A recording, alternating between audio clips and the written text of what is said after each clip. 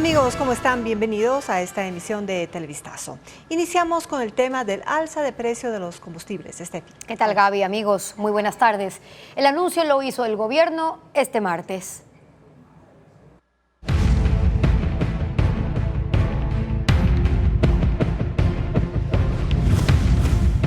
Gasolinas, ¿cuál es el plan?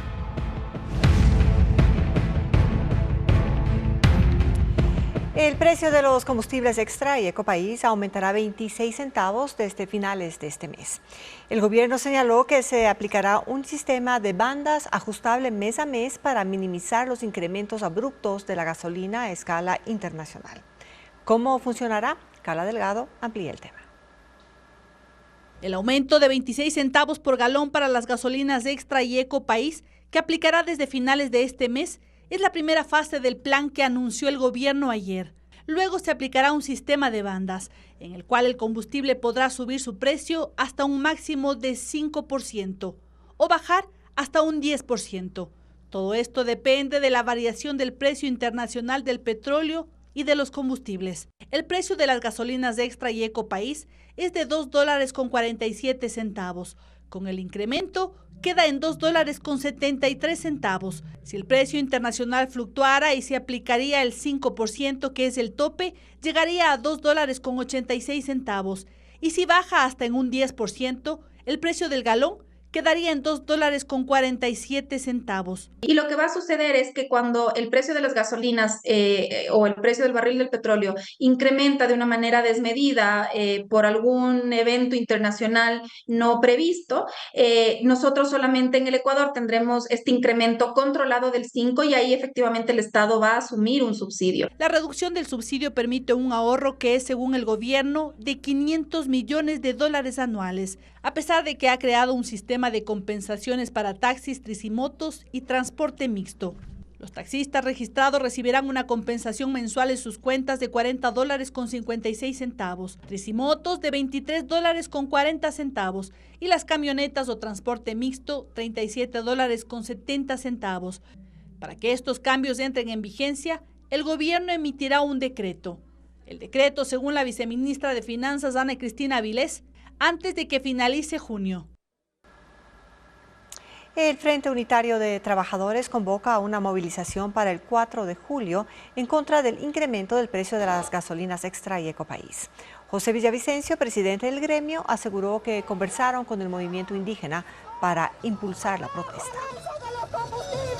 El Ministerio de Salud y la Secretaría de Educación Superior tienen nuevos responsables. Daniel Noboa designó a Manuel Naranjo, médico cirujano, y a César Vázquez, funcionario de carrera, para que asuman el control de esas instituciones. Luisa María Heredia con los perfiles. El gabinete de Daniel Noboa tiene dos nuevos integrantes. Manuel Naranjo Paz y Miño, ministro de Salud Pública, reemplaza a Franklin Encalada, quien dejó esa cartera de Estado a mediados de mayo. Es médico cirujano. Se graduó en la Universidad Central del Ecuador. Cuenta con una especialización en medicina interna otorgada por la Pontificia Universidad Católica de Chile. No registra experiencia en el sector público. Se desempeñaba como gerente de un hospital privado de especialidades en Quito, antes de ser designado mediante decreto ejecutivo este martes. Naranjo deberá lidiar con varios problemas, como la falta de medicinas e insumos en hospitales de la red pública de salud, que constantemente denuncian los usuarios, y los millonarios atrasos a prestadores externos, como los centros de diálisis. César Vázquez Moncayo, en cambio, desde ayer está oficialmente al frente de la Secretaría de Educación Superior, Ciencia, Tecnología e Innovación, CENESID. Él es quien sucedió a Ana Achanguín, que renunció en marzo. Vázquez ya era parte de la entidad. Se desempeñaba como director de servicios, procesos y calidad, e incluso fue subsecretario. Tiene una amplia trayectoria en el ámbito público. Antes estuvo en el Ministerio de Educación, ocupó el cargo de especialista y analista de procesos. El secretario tendrá, entre otras cosas, que impulsar los proyectos de creación de universidades en Santo Domingo de los Áchilas y provincias amazónicas, que, según el gobierno, están en fase inicial.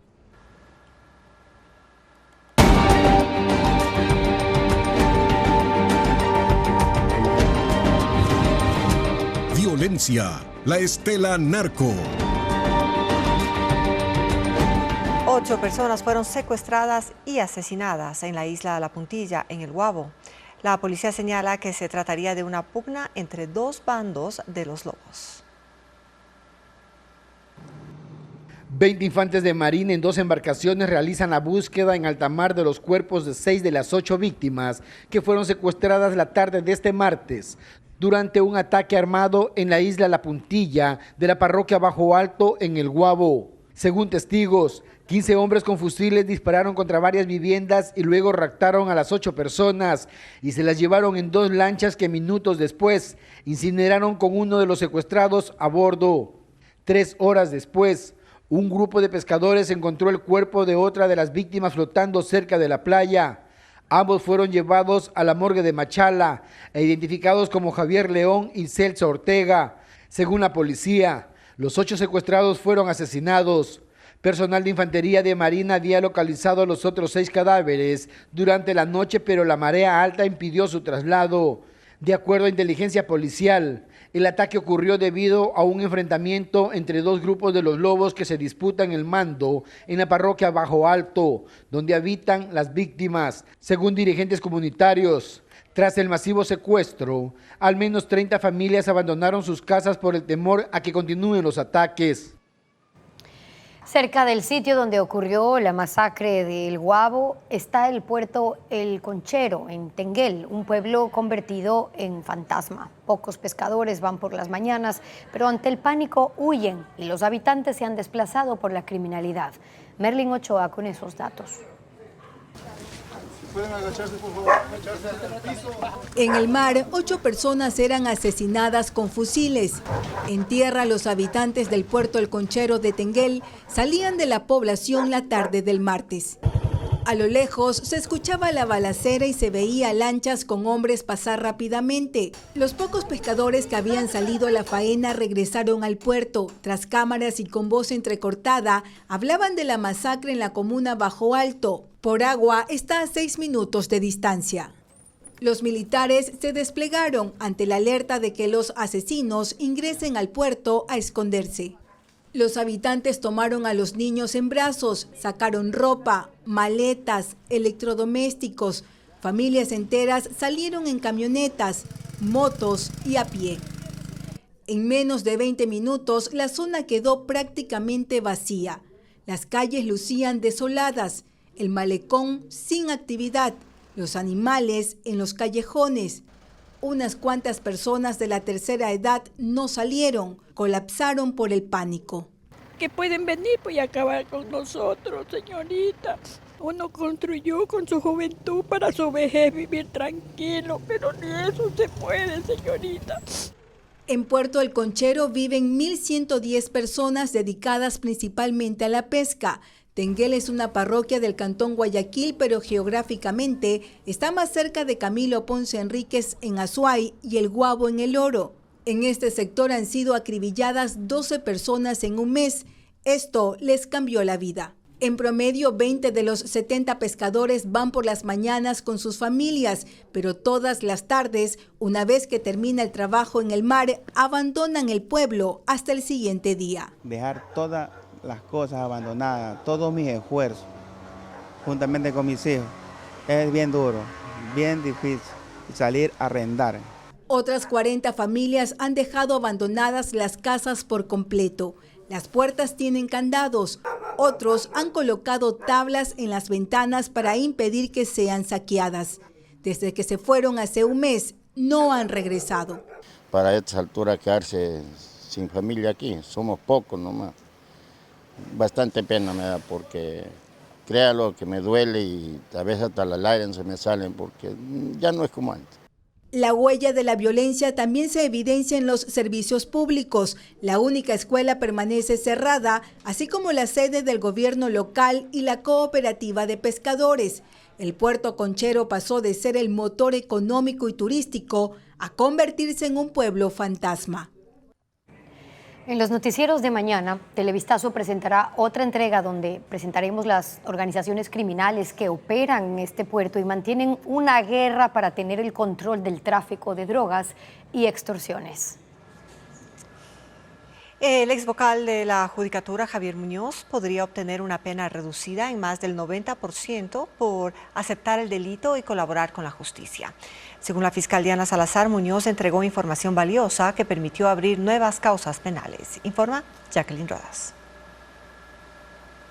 Escoltado por policías y guías penitenciarios, el ex vocal del Consejo de la Judicatura, Javier Muñoz, llegó a la Corte Nacional para aceptar su culpa. Ante el juez, reconoció que cometió el delito de obstrucción a la justicia, junto con Wilman Terán, cuando en el Pleno forzaron una falsa mayoría de 2 contra 5 para destituir al juez Walter Macías, con el fin de sacarlo del caso Vocales. A Muñoz, como autor del delito, corresponde una pena de 9 años y 4 meses de prisión por haber actuado mientras fue funcionario público, pero llegó a un acuerdo con la fiscal Diana Salazar para ser juzgado mediante procedimiento abreviado. Ella sugirió al juez que lo condene a 7 años y 8 meses. Sin embargo, Muñoz accedió a un segundo beneficio porque firmó un acuerdo de cooperación y brindó información que permitió avanzar en procesos penales que están en curso y abrir nuevas causas. Al final, la fiscal pidió que se condene a Muñoz a 9 meses y 4 días de prisión, que pague una reparación económica de $11,000 y ofrezca disculpas públicas. Salazar aseguró al juez que la cooperación del procesado fue eficaz y le entregó documentación reservada para que lo compruebe. El Consejo de la Judicatura se opuso. Su representante dijo que rebajar el 90% de la pena no es proporcional con el delito que Muñoz cometió. El juez Julio Inga decidió revisar la documentación únicamente con la fiscal Salazar y el procesado. Declaró reservada la audiencia y dará a conocer su decisión este jueves al mediodía. Javier Muñoz ha estado preso en la cárcel 4 de Quito durante 5 meses y 22 días. Si el juez da paso a la pena reducida, quedará en libertad en los primeros días de octubre. Rusia y Corea del Norte firman un acuerdo de asistencia mutua en caso de agresión militar por parte de terceros países. Una cláusula de defensa que genera dudas sobre los alcances de esa alianza en momentos en que Rusia recibe de Corea del Norte proyectiles para la guerra en Ucrania. Putin dijo además que las relaciones con Corea del Norte están ahora en otro nivel. El reporte con Pedro Jiménez. Vladimir Putin fue recibido esta mañana en la emblemática plaza de Pyongyang, que lleva el nombre de Kim Il-sung, en honor al fundador de Corea del Norte, abuelo del actual mandatario, que gobernó el país desde 1948 y fue líder de una dinastía familiar que lleva 76 años en el poder. Desfile militar, himnos y una multitud perfectamente ordenada ondeando banderas para saludar al presidente ruso, que ha vuelto a ese país después de 24 años. El acto de bienvenida fue seguido por un encuentro privado durante más de 2 horas, luego con las delegaciones y la firma de una asociación estratégica que actualiza y amplía convenios vigentes desde 1961. Vladimir Putin afirmó que el acuerdo incluye una cláusula de defensa mutua en caso de que uno de los países sea atacado y que no descarta desarrollar una cooperación técnico-militar con Corea del Norte, que hoy se consolidó como aliado de Rusia en una relación que dijo llega ahora a otro nivel. Apreciamos mucho su apoyo constante e inmutable a las políticas rusas, dijo Putin, incluso respecto de la situación con Ucrania. Es decir, añadió, nuestra lucha contra las políticas imperialistas hegemónicas de Estados Unidos y de sus aliados contra la Federación Rusa. El presidente norcoreano respondió que apoya a Rusia en la operación militar en Ucrania. Analistas ven en este encuentro una oportunidad, tanto para Rusia, que necesita más municiones y proyectiles de artillería de alto calibre para la guerra en Ucrania, como para Corea del Norte, que requiere alimentos, combustibles y tecnología rusa para el avance de su programa nuclear. Estados Unidos ha dicho que les preocupa no solo que el ejército ruso esté utilizando misiles balísticos norcoreanos para alcanzar objetivos en Ucrania, sino que podría haber cierta reciprocidad que afecte también la seguridad en la península de Corea por la alta enemistad entre Corea del Norte y Corea del Sur, que ha denunciado como una amenaza el lanzamiento de misiles balísticos de prueba en la región. Terminada esta visita, Vladimir Putin se dirige a otra nación comunista, Vietnam, con la que celebra 30 años del Tratado sobre Principios Básicos de Relaciones Amistosas, que será ampliado con nuevas expectativas de comercio. 550 musulmanes han muerto debido al calor durante la peregrinación a la Meca de este año, que inició el 14 de este mes. Las temperaturas han llegado a los 51 grados centígrados a la sombra en la ciudad saudí, que ha concentrado a 1.800.000 personas. Aunque el gobierno instaló aires acondicionados, sistemas de riego y carpas gigantes para resguardar a los peregrinos, el Ministerio de Salud reportó otros 22,000 pacientes con síntomas relacionados a golpes de calor y la exposición al sol.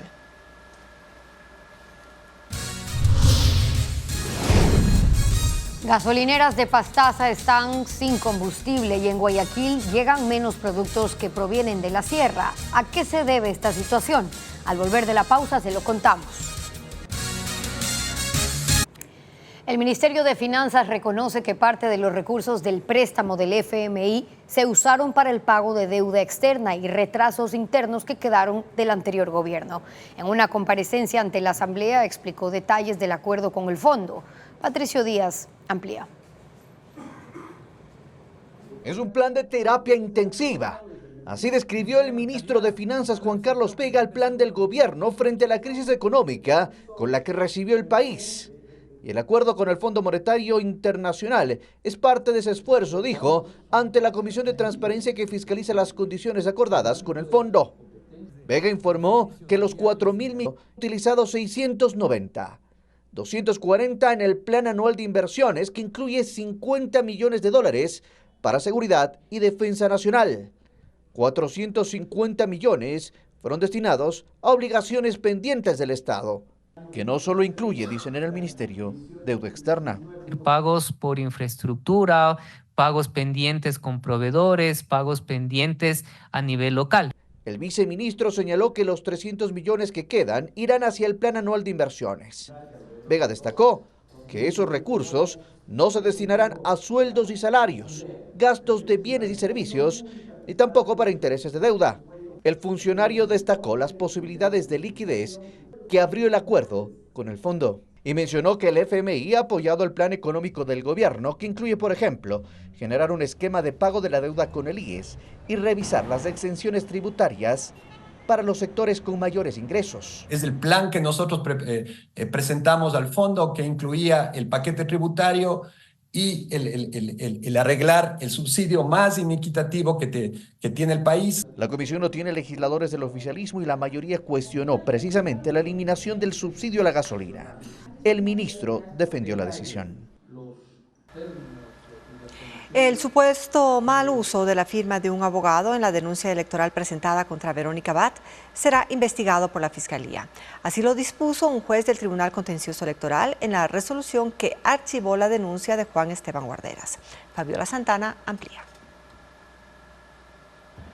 El juicio electoral contra Verónica Abad no salió según lo planeado por el consejero de Participación Ciudadana Juan Esteban Guarderas. Por dos razones, un juez del Tribunal Contencioso Electoral lo archivó y dispuso que se pida a la Fiscalía que investigue un supuesto mal uso de la firma del abogado que patrocinó la denuncia. Él es Ronald Morocho, quien negó que la firma de la denuncia sea suya y pidió que el caso sea enviado a la Fiscalía. Juan Esteban Guarderas hizo un pedido similar y ahora el expediente de la denuncia pasará a la justicia. A raíz de la supuesta irregularidad denunciada, a Guarderas se le abre otro frente en la Asamblea Nacional. La bancada de la Revolución Ciudadana impulsa un juicio político en su contra por presunta falsificación de firma y otras causales. El Consejo de Administración Legislativa ya abocó conocimiento de la denuncia y espera un informe para ver si cumple los requisitos. Si la respuesta es positiva, se iniciará el proceso contra Juan Esteban Guarderas.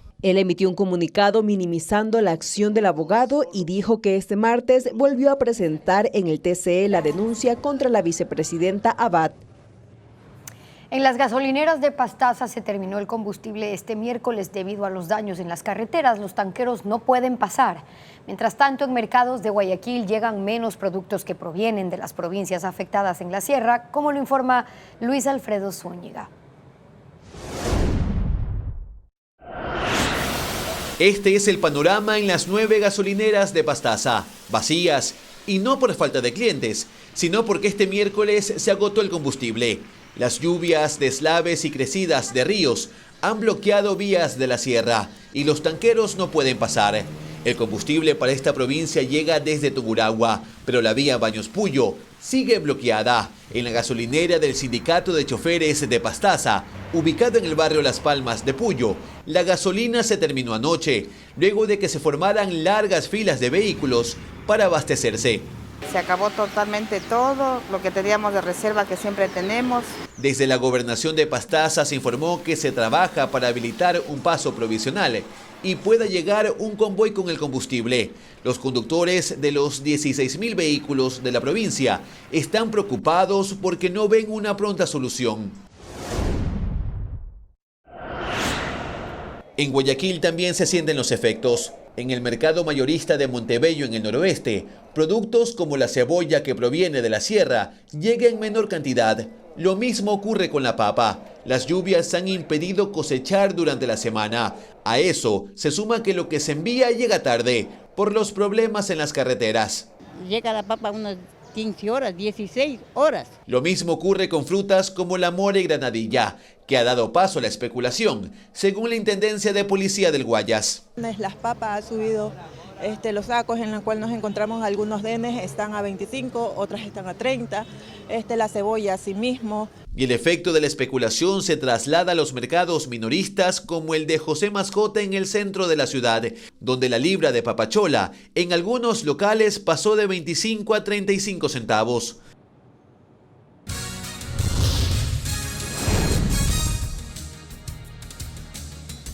Atlanta se alista para el partido inaugural de la Copa América. Argentina enfrentará a Canadá con Lionel Messi como titular. En breve un informe desde aquí, desde los Estados Unidos. Las labores de rescate continúan en la parroquia Río Verde, en Baños de Agua Santa. 45 bomberos, al menos 100 policías y militares intervienen en la zona cero. Francisco Garcés actualiza la situación. 13 muertos y un desaparecido confirmado es el saldo del deslave en la comunidad de Río Verde, a 20 kilómetros de Baños. A ellos se suman 22 heridos, 5 de ellos hospitalizados en Ambato, La Tacunga y Baños, en donde son atendidos. Es parte del saldo de esta tragedia que deja pérdidas irrecuperables a esta comunidad de 40 familias. Perdí a mi madre, a mi padre, a mi hermano, perdí a mi hijo. Me quedé sin nada, igual, endeudados. Mi esposa necesita ayuda, está fracturada el tobillo, está en el hospital de Ambato. Tengo que ver tantas cosas. Son mi familia, media familia entero. Ahorita quedamos un poco de familias que hemos sobrevivido para seguir luchando la vida entre nosotros, unirnos y seguir en adelante. En la búsqueda de otras víctimas participan 45 bomberos y cerca de 100 efectivos de la policía y las Fuerzas Armadas. Todo se hace bajo la atenta mirada de los miembros de la comunidad. Obviamente puede como existir o como no más personas debido a que no existe la información necesaria y no se sabe cuántas personas estuvieron pasando quizás por el lugar también. Los esfuerzos de búsqueda se centran en uno de los costados del trazado de la carretera, que fue el sitio más afectado.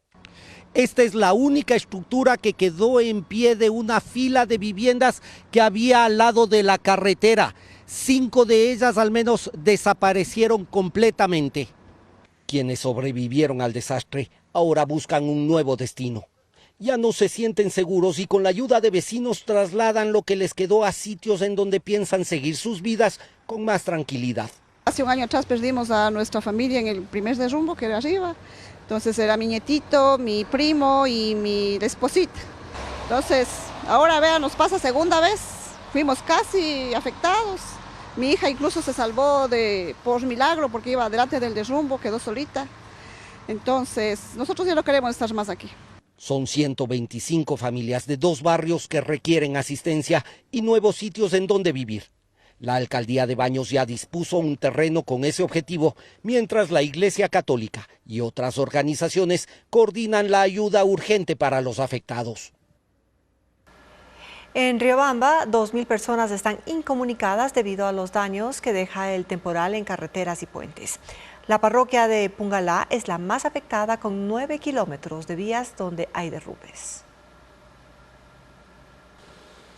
En Chimborazo las lluvias siguen provocando estragos. En la parroquia Pungalá del cantón Riobamba, un aluvión descendió por 4 quebradas, destrozando 2 puentes y 2 carreteras. Son 9 kilómetros de vías destruidos, donde además se producen continuos deslizamientos de tierra. Hay 2.000 personas de 12 comunidades incomunicadas. Los sectores más afectados son Alao y Maguazo. Se ha evaluado, durará un mes a un mes y medio, porque hay cantidad de material, piedras, rocas, árboles y sobre todo construir los puentes. Los estudiantes deben madrugar para llegar caminando a los 2 centros educativos de Pungalá, mientras que los habitantes que necesitan trasladarse a la cabecera cantonal de Riobamba tienen que hacer transbordos. Viajar 5 de la mañana de aquí, igual tienen que coger los carros de aquí, igual vuelta nos dejen la otra vía, de ahí tienen que venir caminando los niños acá 2-3 horas. Pungalá es conocida por su alta producción lechera, 35.000 litros de leche se extraen a diario. Los 2.200 productores de la parroquia ahora deben caminar por 3 horas para llegar hasta el único punto donde pueden arribar los vehículos recolectores. 15 hectáreas de pastizal quedaron bajo lodo y sedimentos, dificultando también el alimento para el ganado.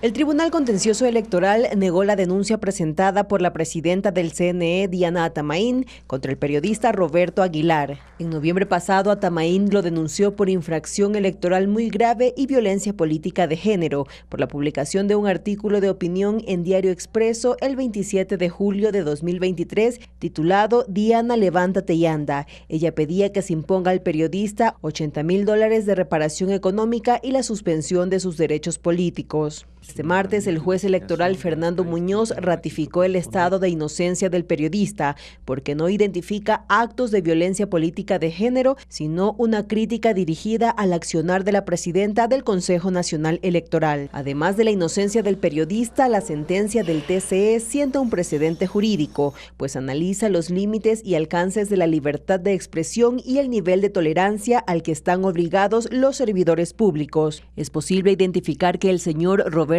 Aguilar emite en contra de la magíster Diana Atamaín frases como pusilánime y obsecuente Diana Atamaín, diligente como un cadáver, miseria de funcionaria. No obstante, es posible establecer una relación directa entre los calificativos publicados y la opinión que tiene el periodista respecto de la forma en que la magíster Shiran Diana Atamaín ejerce su cargo, no pudiéndose identificar ningún agravio en contra de su dignidad como mujer o a sus personales condiciones de género. Además, dice que el artículo está dentro del marco de los discursos especialmente protegidos por el derecho a la libertad de expresión por tratarse de una opinión propia de un periodista que en ejercicio de su oficio ha dirigido críticas al quehacer institucional de una servidora pública, no en contra de su dignidad como mujer. Justamente en su artículo, Aguilar critica la pasividad de Atamaín frente a la participación de prófugos y sentenciados por la justicia como Jorge Glass y Rafael Correa.